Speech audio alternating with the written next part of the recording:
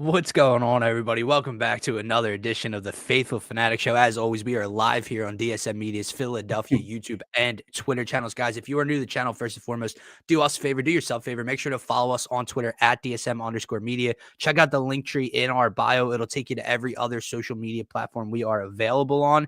If you guys want to be interactive throughout today's show or any one of our shows, make sure to tap into the comments on the YouTube channel specifically. Smash that subscribe button, like the video, share it with your friends, family, any other Eagles, Sixers, Philly sports fans that you know of. We are live every Monday and Friday as of right now. Wednesdays will be coming back in a few short weeks, as well as DSM pregame lives we host specifically on the channel as well. So subscribe, follow, like, whatever you got to do. I'm one half your host, Dylan Davis. To my right, my faithful co-host, Scotty. The Sixers have kicked off 2025 with a bang. Saquon Barkley and the starters not going to play on Sunday. We're going to talk about it. It's going to be a shorter show on this Friday, man. Not an important game, a meaningless game actually on Sunday, which is why there's no Saquon. So not too much to get into. We can look ahead at potential 7 seeds and who we could host in the wild card round next weekend. We'll have some fun with it. But Hunter, D-Rab, what is going on? Happy Friday, my man. Happy Friday as well. Yes, sir. Happy Friday, man. You mentioned it. The Sixers just starting it off with a bang. We'll obviously get into their last 2 losses. The Birds, man. It's interesting this weekend, the decision, right? We're obviously going to talk about that. You see D-Rab in the comments. I got into a little argument with D-Rab the other day over this, man. Him and my other boy KD. They felt very, very differently than I do about this situation, and we exchanged some words, man. But we're all Birds fans, so it's all going towards the good of things, right? But no, it's an intriguing topic. I get why people are on each side of the argument. I think there's good points to be made on both sides. I just think we have to accept what it is. So we'll get into that, of course. But man, he is practicing today for some reason. Yeah, I was actually going to say that, man. No AJ, no Smitty, still no Jalen going through protocol, but Saquon, Martin Frank posted a video and said that Saquon was practicing for whatever that's worth. Take that. Maybe trying to sneak the Giants? I don't know. I don't know. It wouldn't make any sense. I doubt it. But regardless, we could start it off there, man. It's what we spent most of Monday talking about after that win. And looking forward to this week. It's what probably every single person in Philadelphia has been discussing. Probably thousands of people across New Year's Eve parties were sitting in a corner somewhere talking for at least a few minutes about what to do with number 26. Why isn't he playing? I think it's very simple, man. I agree with you. I don't think it's that difficult to understand. I understand being frustrated. Fuck, I'm going to sit in the cold because I agreed to go. Thought he was going to be going in hopes that I might be able to see it. He's not now. I'm still locked in. Fuck it, whatever. I get to go watch Tanner McKee. Brian Pumper's out there clapping his hands and dancing and shit. It's very simple to me. It really is. Like all you have to go do is watch AJ Brown get hurt in a meaningless game last year and miss the postseason. Yeah. That's all you have to go do. And I think it gets more complicated because it's not just Saquon Barkley. Like that's what I think. You can't be afraid of injuries. It's not just him. You're putting 5 other dudes you need for a postseason Super Bowl run in harm's way. Like they get paid to play football. If they were playing for the 1 seed, they'd be playing regardless. Like I get it, right? Yeah. But it's not just Saquon rolling an ankle or taking a hit or whatever. It's Lane. It's Cam Jurgens. It's Dickerson. It's Mailata who missed 4 weeks this year. Yeah. Like you're putting too much at risk to go for it. Yes, he would get it. He could get it in a fucking half. He could. He's also not 32 yards short. And he's 101 yards short. What if he doesn't get it in the first half? Right. Bringing him out in the second half now, he's already suited up. You know what I mean? Like that's the risk that you run by putting him out there, along with everything you said, is like it isn't just 60 yards rushing that he needs to break it. It's over 100. It's 101 yards. And he would It's get been easy. like you're right. He would get it. Yeah, he would get it. Like we're not going to sit here and argue whether or not he would get it. He would But definitely we're not get talking about how he only needs to play for one play and possibly pick up 20 right. yards and get the We would record. hope like 1 or 2 series. He's not getting that in 1 or 2 series. I mean, he's going to be playing at least a half to get that. So I do get it, man. I would say this though. This is the other point that I make here. Depending on how the decision was made is also a big point for me as well. Right. It can't just be the head of the horse Sirianni making this holistic decision for the squad. It needed to be Saquon, O-line, Jeff Stoutland, Kellen, Nick Sirianni, Howie, Jeff Lurie. All of them need to be in the fucking room to make this decision because it is a big decision. It is. It's a big achievement that he could grab. It's arguably, I don't know what record is harder to get than this record here. I don't know. I mean, Scotty, he's only the ninth. He's only the 9th person to go for 2,000. And in this age where it's air attack. We were talking about it in our group chat the other day, man. The Eagles next year, right? And I'm not trying to get too far ahead of us, but are they going to run Saquon for 2K next year? No, they're not, man. They're not. They're probably going to open up the pass a little bit more, get AJ and Smitty involved. And like what I'm looking at in this season, to argue the other side, I guess, that I'm arguing right now, is that this season is kind of an outlier. Next year, Jalen will be more involved. He is going to pass the ball more. Defenses are going to adjust to what we're presenting. We'll be lucky, knock on wood, man, if he stays healthy for another full season. So I do get it. It is an outlier type of season. It feels like the one opportunity. It definitely is the one opportunity that you would get at this record. Yeah. Because it takes so many things to go right throughout a season. The offensive line, the offensive coordinator, all of it. But it goes back to the point, man, you made about A.J. Brown. You get to that point in the game, you're going to be sick to your stomach. If you see Saquon out there holding his leg, if you see Lane out there holding his ankle, you see any one of those offensive linemen bent over, you're going to be kirking out and you're going to be questioning everything about Sirianni on the other side. So I just don't know if there's a perfect decision either. Like that's the problem, right? Like it's very simple for us to sit here and say this. And we talked about this on Monday. I wouldn't be angry if he was playing. I was hoping to go see him break the record. I'm indifferent on it. My point is, it's very simple to me now that we have the answer. Why? Yeah. And I'm not upset about it. I'm not like, it's just whatever to me, man, because there's bigger goals. And I see Marsh's point. I'll come back to that one. You can't call it soft, though, because it's not just one person in harm's way. It's 6 people in harm's way. And like, what we're going to call it soft, but what about when AJ got hurt last year? Like, I would love to go back and know what we were thinking, and if we were talking to Marsh at the time, what we thought of Nick Sirianni and the decision play. What about when Joel Embiid was playing in a blowout of a playoff game with 4 minutes left and got his fucking face broken? Were we happy about? No, we were freaking out. Why is he still in the game? It's pointless. It's meaningless. Yeah. Because you have something bigger to play for. And I said this to you the other day. If he goes down, if Lane goes down, if Juergens goes down, the Super Bowl goes out the fucking window. It's not promised right now, but any aspirations go out the window if any of those dudes get hurt for a few weeks. I do agree, man. And to your point, even earlier this season, dude, look at the way teams play us. The Commanders tried to hurt Jalen Hurts in both games. They got away with it in the second one. They did injure him. They concussed him. Smitty got knocked out by a blatant dirty hit with his helmet off against New Orleans. Like, teams play dirty against us, dude. They could. Like, we're not liked. Whatever reason, we don't get calls. Yeah. So just imagine what the Giants will do to Saquon. I'm not suggesting they would, but what team would he be breaking it against? Right. The team that he just, did a commercial poking fun at. Right. Like, I'm just saying, like, you never know. I'm trying to get through. Like, I get it. Like, but like, dude, that's like saying like you would play your guys in the preseason. You won it. Context matters to the game itself. Yeah, football is a physical sport. I hear you guys. Would you if they wanted to play Jalen and Saquon in week 3 of the preseason, are you for it or no? No, because it's a pointless game. Just like this is a pointless game. The argument that I received in the group chat the other day, the same group, wasn't D-Rab that brought this up, but the Lions was used as an example of why the Eagles are soft, because the Lions go full go even when it seemingly doesn't matter.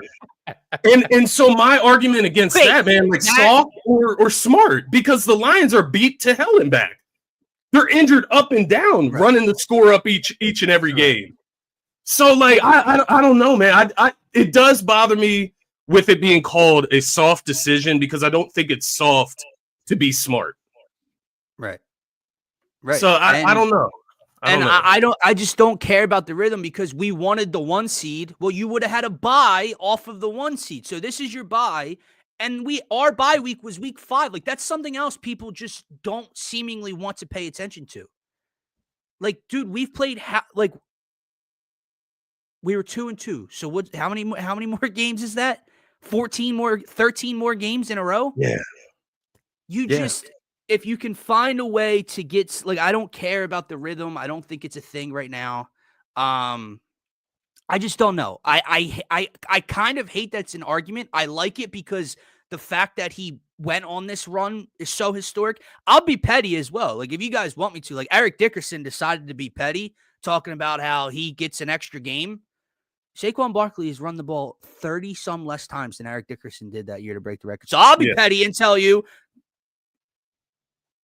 Saquon does have, like, you know what I mean? Like, he has 101 less rushing yards with, like, 32 less carries than Eric Dickerson.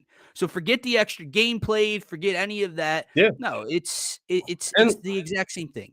I got it pulled up here on X. It's at Bill Colarulo. I'm shouting guys out today.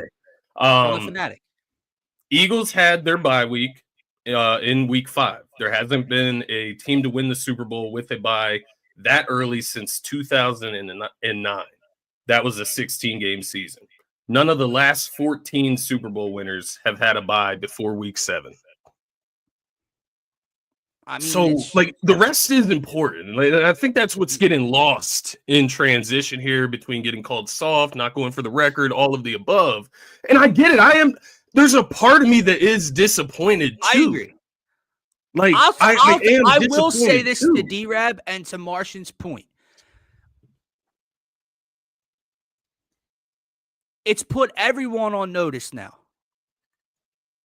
that we have to win the Super Bowl. Yeah.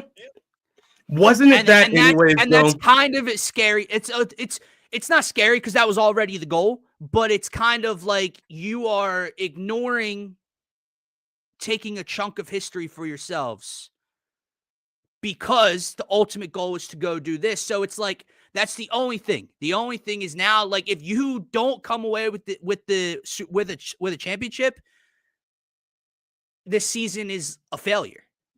But it's a fair point. I'm just arguing against the point. Yeah. Aren't they Super Bowl or bust anyways, man? They've already gone to the Super Bowl with this core. Right. And you add Saquon Barkley, you add a top-notch defense, better than the one we went to the Super Bowl with 2 years ago or 3 years ago, however long ago that was. Shouldn't they be expected to go to the Super Bowl and win it?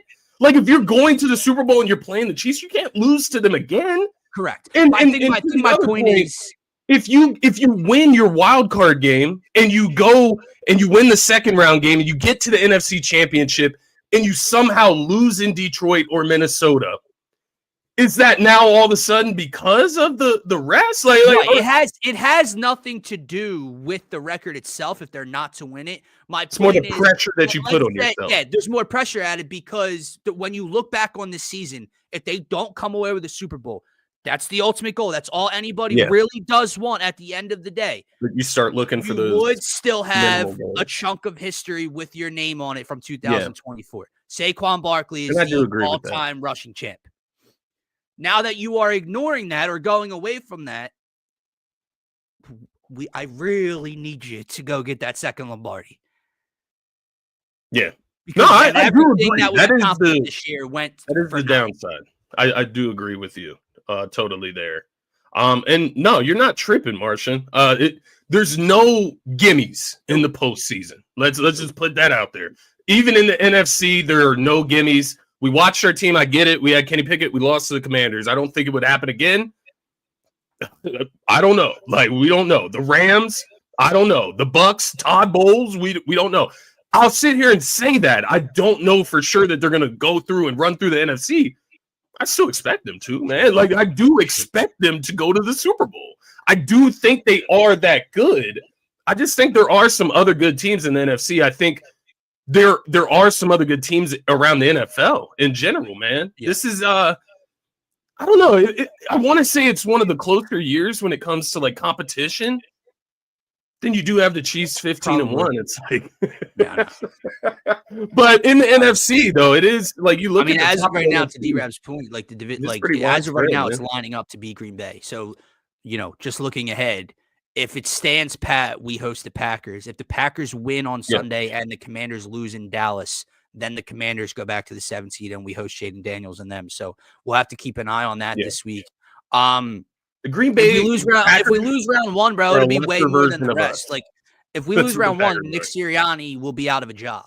Like, absolutely. If this team loses round one, and look, and it has.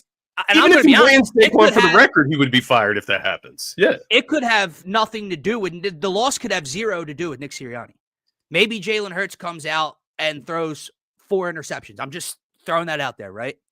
Maybe Saquon has 2 fumbles. I don't want to just throw the blame at the quarterback, right? Yeah, it could have nothing to do with Nick's decisions like we've seen in the past. He will still be fired. Yeah. This team is supposed to win a Super Bowl. You lose round 1 at home as the 2 seed, you're gone. I don't care that he's the second most winningest coach in NFL history. And this is like, I'm not even trying to take a shot at Sirianni. I'm trying to say it doesn't have to do with the rest. Truth, It has to do with the fact that it will just be a complete and utter disaster. And 2 years in a row, fucking spin. 2 years in a row, we would see a sort of collapse, because a collapse, whether you like it or not, it didn't happen during the regular season. You lose in the first round, that's a major collapse. This would be worse, 1,000 times worse. Like, I remember at the end of last year, this is the worst collapse in Eagles history. This is the worst collapse in Philadelphia sports. No, it couldn't. It might. You can't even consider it a collapse if it's just you add the Saquon record not going for it on top of losing in the first round at home after winning the division. This historic year, right? The caliber of play they played with. Yeah, it is. It would be backbreaking for Nick Sirianni. Can I tell you something though? Where do you think he has to get to for it to not break him in his job? Would it be just second round, or I know it depends on how it looks too. That's a big thing for as sure. well. I would say NFC champ. I don't know. Like, that sounds kind of crazy. Like, if he loses to a beat up Detroit squad in the NFC Championship, right? I'm just thinking. I was going to say divisional. Like, if you win a game, you get to the divisional round. But if you're hosting the Rams in the divisional round, you can't lose. You can't lose that game. By the way, I want to throw this out there. I know it sounds like I'm like putting like some bad fucking juju and energy out there about this. No, Clemson team's going to the Super Bowl. Like, I want that. Like, week 18 hasn't kicked off yet. This team is going to the fucking Super Bowl. Yeah, that's why I'm okay with Saquon Barkley identity. That's all I want to throw out there. Like, to get that negative conversation going, like the what ifs, the hypotheticals.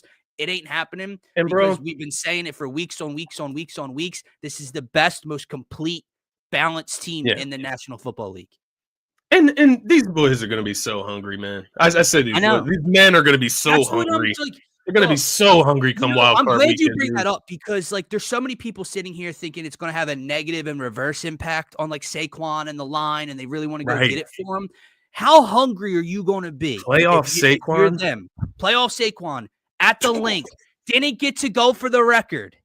You know what I mean? Like, what's that extra gear look like for him in this line after they were told? I'm not saying that. Like, just if you had to you ever hear how like Michael Jordan would just make up narratives in his mind to go rip your throat out? Like, he would just make shit up about that. You said this about it. Just go ahead, make that up in your head. Like, your head coach told you can't go for this record. Do whatever you like. That's my thing. Like, I don't know if it's going to have a negative impact. Did you see that video of him talking with AJ and Smitty, like on the sidelines of the game? I think it was the last game against Dallas. What did I see? I saw him saying something about AJ Brown's good at football. I saw a clip like that. Because AJ Brown basically went up to him and was like, "We're witnessing greatness right now." It was after he broke the 2,000-yard mark. And then Saquon goes in to say, like, yeah, me too. Like, I'm looking at y'all. Like, I'm not doing this without it. It was something of that sort. That's not the exact quote. But basically just talking about the talent around him and how it opens everything up for him, man. It's exactly what we've been seeing all season.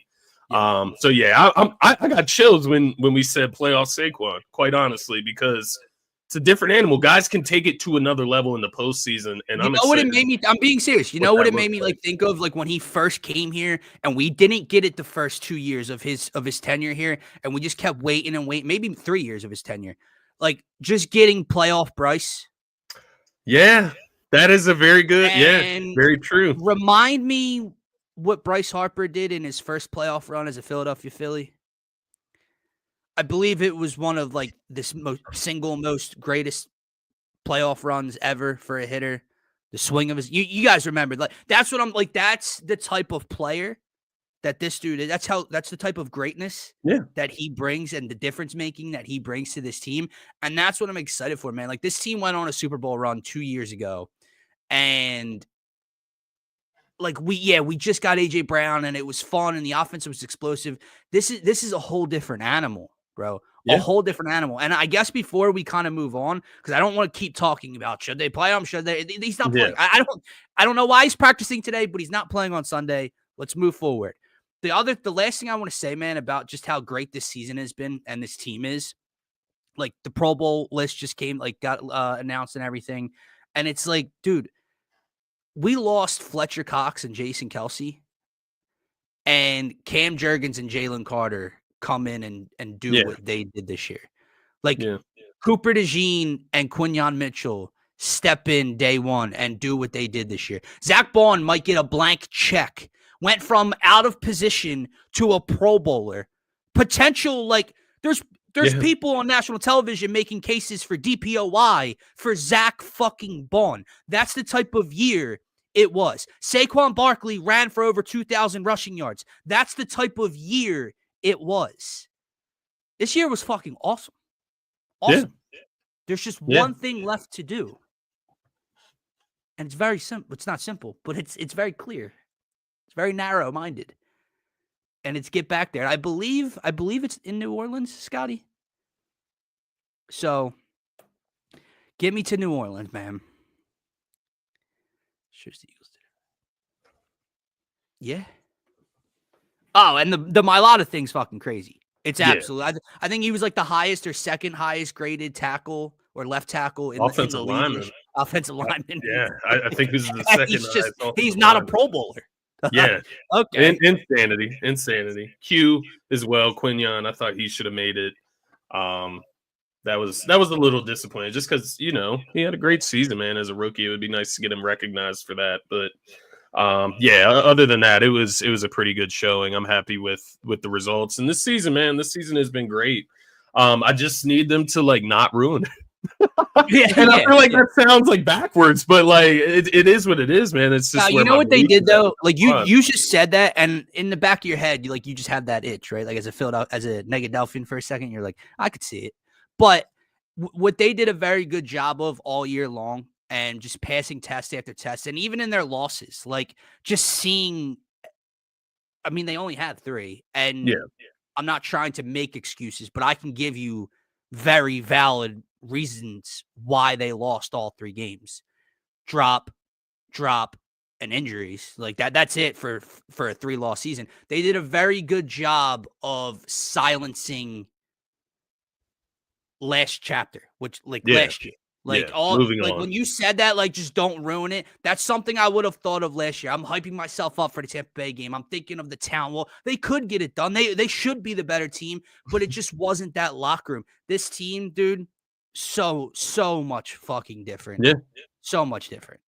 Yeah, it is, man. Like I said earlier, I only say that because I think the competition is pretty widespread this season. It is. You look at the NFC playoff picture right now. If Tampa Bay wins this season, every single NFC team will have 10-plus wins, which I know it doesn't sound like, whoa, but that means that there were multiple 2 teams in a division with double-digit wins making it into the postseason.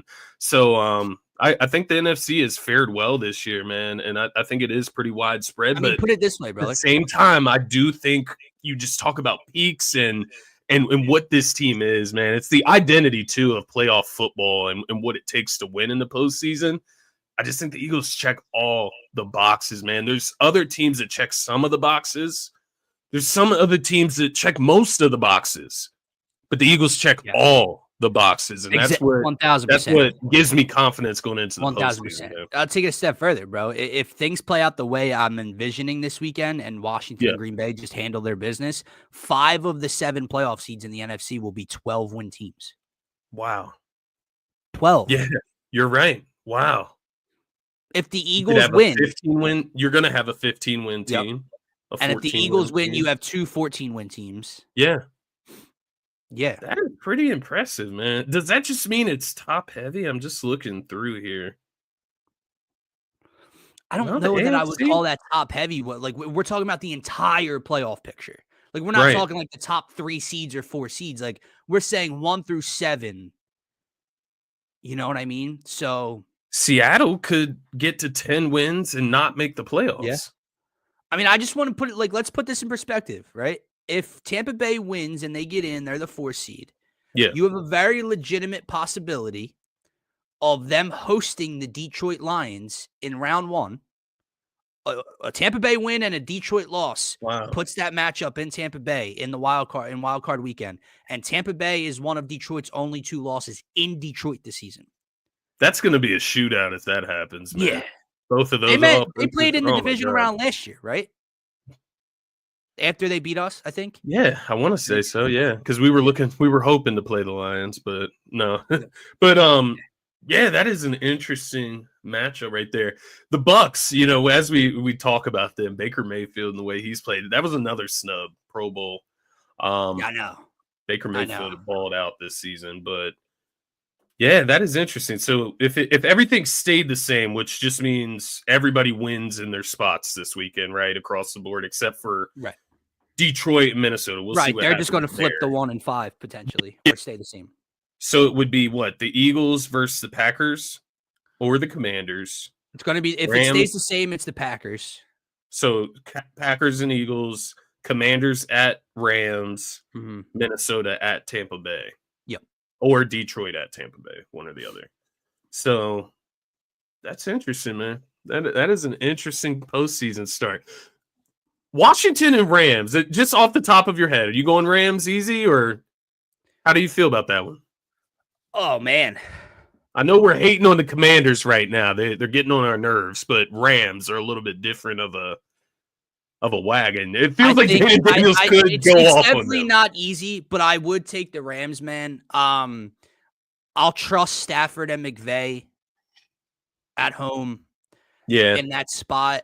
And it's like the Commanders. I said this to you before. Like, I get it. Like, they got us as a loss as one of their wins now, so it adds something to their resume. But if you take the context into it, man, like, they've beaten nobody, and then you watched them like clinch a playoff spot all because the Atlanta Falcons are incompetent in Washington last week. Like, just when you think Washington's bolstering themselves up after they beat us and they're talking their asses off, they should have lost to Michael Penix and the Falcons at home last week.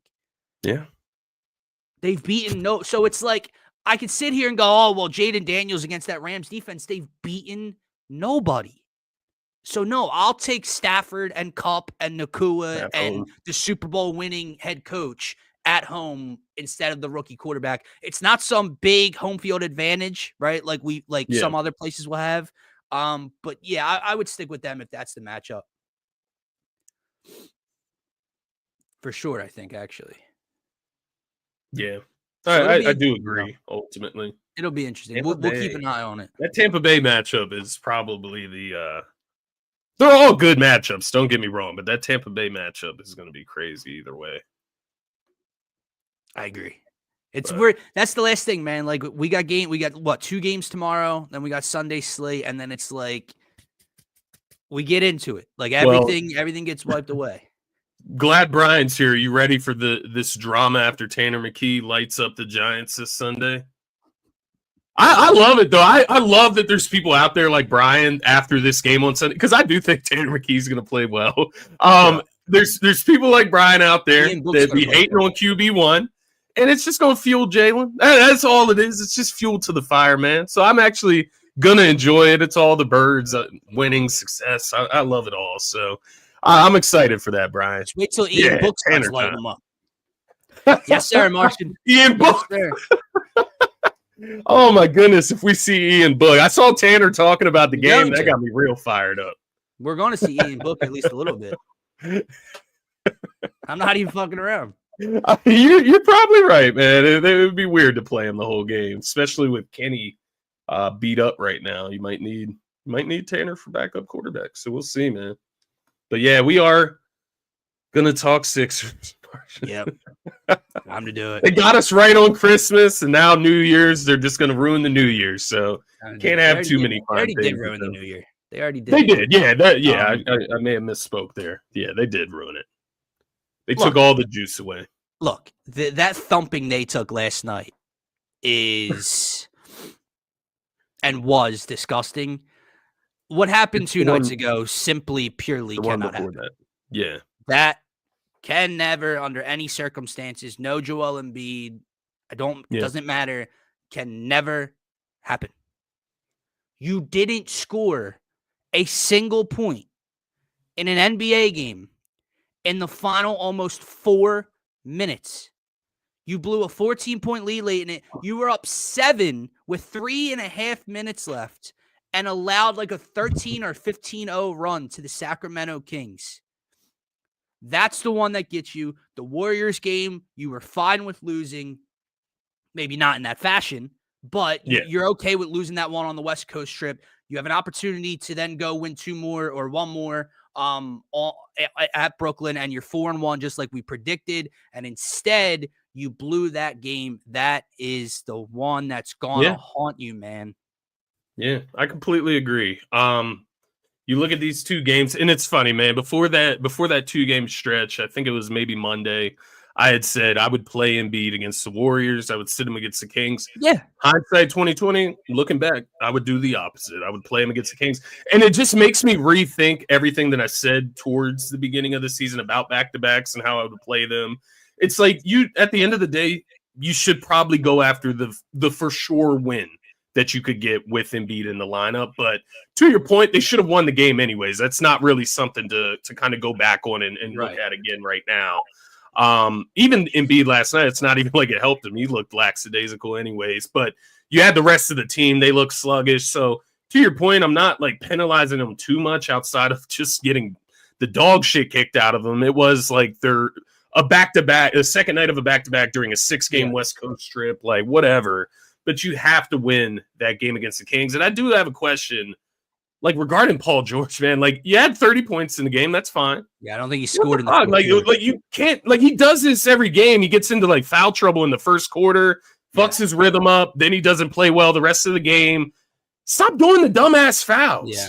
Like I appreciate his effort on defense, but some of the fouls are dumb as hell. Yeah, I think it was a Sacramento game. I watched him pick up his 3rd in the first half at like half court, like just a touch foul at half court. For what? Yeah, or maybe that was the Utah game. I'm thinking way a little too back for. But my point is, like, he got 30, efficient from the floor, 50%. I think I saw he didn't score in the 4th quarter. Is that true? I think. And obviously no one scored in the final 3.5 or 4 minutes. That's just the reason I keep harping on it. Like, it's a loss to kick off January, man. Like there's still plenty of time. That's just a loss that can cause a trickle down effect. And then you watch how lifeless they look last night and how tired Maxey even looked, and Joel looked out of rhythm, and etc. And you get fucking dog walked by a Warriors team who I believe are on a hell of a roll right now. I could be wrong. Well, the big thing with the Warriors, and I won't lie to you, it's the Sixers fan coming out of me with the excuses and like listening to the broadcast, getting annoyed last night. The Warriors hadn't played since Monday. Oh, right. Meanwhile, the Sixers are in the middle of a 6-game road trip on the West Coast on the tail end of a back-to-back. So, like the Warriors were on fire last night. Like, Steph Curry went 8 for 8 from the three-point line. I do get it. They were not playing great defense. I'm not going to sit here and do that. I mean, brother, they shot 61% from the floor. Yeah. They cooked us. They cooked us 100% last night. But I'll tell you this: the scariest part to me is that we shot 19 more free throws and lost by 34. Still lost by 34. And man, I see this. Yeah, the Kyle stuff.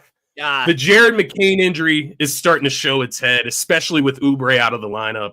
I think even when you have Oubre, you need another guard, man. You need somebody to go along with Maxey that can handle the ball, get the offense set up, play make, maybe hit a 3 or 2. Like, give us something in the scoring column. Yeah. They need, like, not a minimal upgrade, but they need, like, a medium-sized upgrade on, like, backup combo guard type of situation. They need somebody to fill that hole. But, man, I do. It's nights like those last night where you can take that loss in Sacramento 2 ways. You can take it and let it drain everything out of you going into the next night, and that's a scheduled loss now against the Warriors. Or you can take it as fuel and come out, play together as a team, try to fight through that, because we have seen teams win games on tail ends of back-to-backs. Like, we've seen it. Sure. Like, it happens. But no, they took it on the chin, and they, like, kind of put their head down, and it's just like, let's get back to the East Coast. And that is, once again, just kind of, like, to the point earlier, soft. That's kind of soft, man. That's what they looked like last night. They looked like a soft-ass team, out there, like, helping Draymond up and shit and, like, talking back. Like, no, we're there for business. We're there to get a W. Yeah. And it did not feel like that last night. Embarrassed on national television. You got embarrassed, yeah. You got embarrassed. Now fully, you come back home, like, healthy, right? Like, that's the game that the three did play together. Not you got your 3 stars. Right. No Drummond, no Oubre. That definitely doesn't help, but still, you got your 3 stars. You need a W. You expect to get it, man. I will say this. I don't want to say get me back in. If they want to get themselves back right is the way I'll put it. You need to go 3-1 over your next 4. You got the Nets mixed in there. You got the Wizards and you got the Pelicans. You have to win those games. Yeah. You got the Phoenix Suns at home next week, early next week. Probably should win that game at home with your stars too, man. We got 2 comments about PG here, and it's very difficult because I don't think you can watch Paul George score 30 and then basically 20 on 7 of 12 shooting on the second half of back-to-back and come away with, he sucks or he's washed. It's just, and again, maybe it's just going to take time and repetitions within a unit with Joel and Maxey and etc. It's just there's no chemistry. Like, there's no flow. There's no chemistry. Yeah. There's no anything with Paul George's game. Like, you score. I'm pretty sure. I'm pretty sure I saw he dropped 30 in the first 3 quarters and then didn't score in the fourth quarter against Sacramento. Maybe I read something wrong and he didn't score in the final, like, 6 minutes, whatever it was. He didn't score at all when it mattered after dropping 30, which is just like, how the fuck does that happen, right? Yeah. And then the next night, like, just not enough, right? Like, 7 of 12, 3 for 6 from 3 in 32 minutes. That's not bad. It's not enough. Yeah.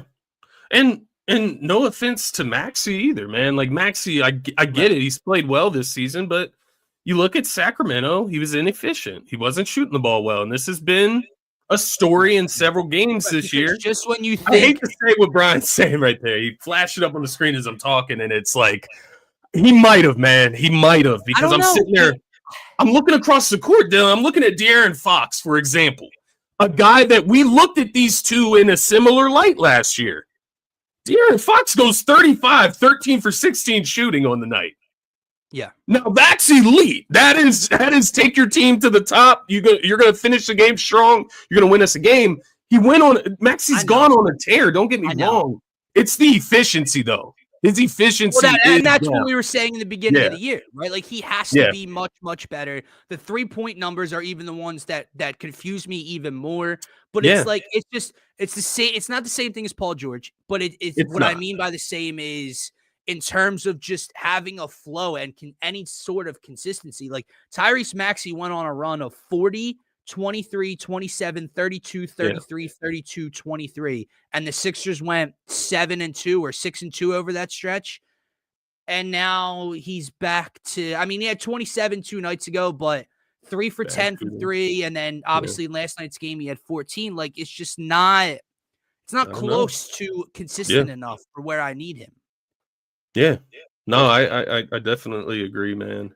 And to your point, you remember like maybe it was last season or the season before. It's like Joel would have these crazy first quarters. Yeah. And then maybe Maxey would be the closer in the fourth quarter. They don't have any type of identity like that. Like Maxey closes halves or Joel closes halves or Joel dominates first quarter possession. Everything goes around him. None of that. There's no designation, to your point, of what the hell are they doing game to game. And to that point, man, what the fuck does Nick Nurse do? I've been seeing a lot of Nick Nurse tweets over the last couple of days. Yeah. I'm just curious. Like, what the fuck does he do? Like, I don't, what do they practice? I don't know. And Doc Rivers all over again. I don't understand. Like, is it just the Sixers? Like, is that just what the Kyle Lowry starts? Yeah. No, man. And give me Reggie Jackson. I don't know. Like, give me fucking Eric Gordon. I don't know. I don't know. It's just obviously you had no Kelly last night. No Drummond. So and obviously McCain's out for the year. So it's so tough because it's just another common theme of like, well, this isn't, he's having to play at Dembona and it's like, it's tough, man. I just see him. If I'm being honest, the thing I know most about Nick Nurse is that he can yell at referees. It's what I know. And the annoying part is it's what I mocked him for in Toronto before he came here. Yep. And then I bought into the defensive identity and and he brings in this coaching staff, and I'm waiting to see it. That's it. But again, it's the NBA. More gets put on the players in the NBA than it comes down to the head coach and plays. And to be fair, last night when the Warriors are crashing the boards, grabbing offensive rebound, like that isn't Nick Nurse. Now, he could have them practice it more, but there has to be like a player's will or pride or dignity that kicks in at some point. And that's what I was talking about earlier. There has to be like some level of pride going on national television tonight. The day after you blew a 14-point lead or something like that, you let them go finish the game on a 15-0 run. Unbelievable. Where is the dignity to go on national television the next night and re-represent yourself, rebrand yourself as a winner? And even Shaq, he tried. Like I've been obviously annoyed by Shaq this season, just the way he talks about Joel. But is he wrong about the things that he says half the time? No, because last night Shaq says it. Joel's playing tonight. He needs to get his team back in the playoff picture. He needs to come out here and lead them to a W. And you're not going to sit here and tell me the Warriors are better than the Sixers, man. I'm just not hearing that. No. Like, they're not more talented than the Sixers. They just play harder, whatever it may be. Play better as a team. I'm not going to let this team continue to crush my mood for today. So that is going to do it for this episode of the Phaithful Phanatics Show, guys. As always, make sure to follow us, subscribe to the YouTube channel, like the video, share it with whoever you know is a Philadelphia sports fan, friends, family. We appreciate each and every one of you. Brian, D-Rab, Martian. We will be live tomorrow morning on the Turf Talk channel, getting into Week 18 slate and looking at the playoff picture. And then we'll be back Monday, full gear for the postseason, ready for the Eagles, matching up against whoever gets that 7 seed in the NFC. Yes, for myself, for Scotty, for DSM, have a great rest of your day and weekend. Peace, everybody.